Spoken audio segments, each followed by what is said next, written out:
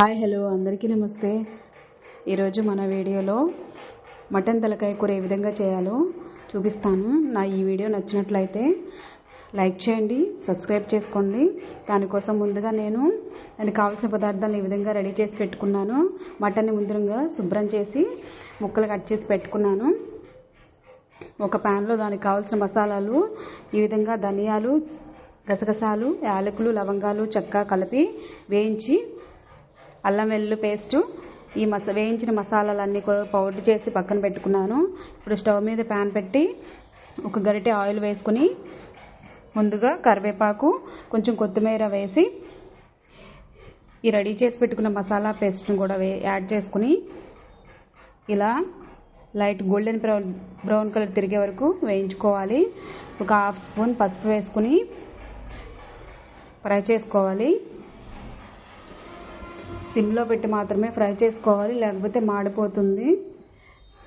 ఇప్పుడు ముందుగా కడిగి శుభ్రం చేసి పెట్టుకున్నటువంటి మటన్ ముక్కల్ని దీనిలో యాడ్ చేసుకుని ఆ మసాలా అంతటి కూడా ఈ ముక్కలకి పట్టే విధంగా ఒకసారి కలుపుకోవాలి.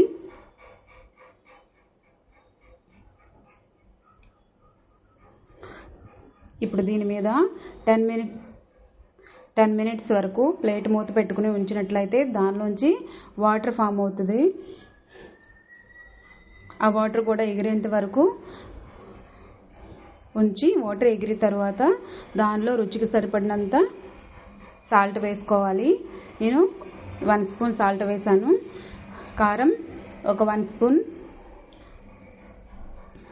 ప్యాకెట్ కారం తీసుకున్నట్లయితే దాని యొక్క స్పైసీని బట్టి వేసుకోవాలి.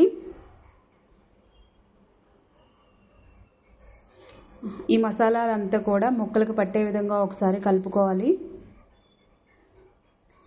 ఈ విధంగా కలుపుకొని 5 మినిట్స్ మగ్గించినట్లయితే ఈ విధంగా ఉంటుంది.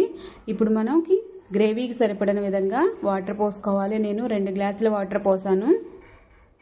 2 గ్లాసుల వాటర్ పోసుకుని ఒక 20 మినిట్స్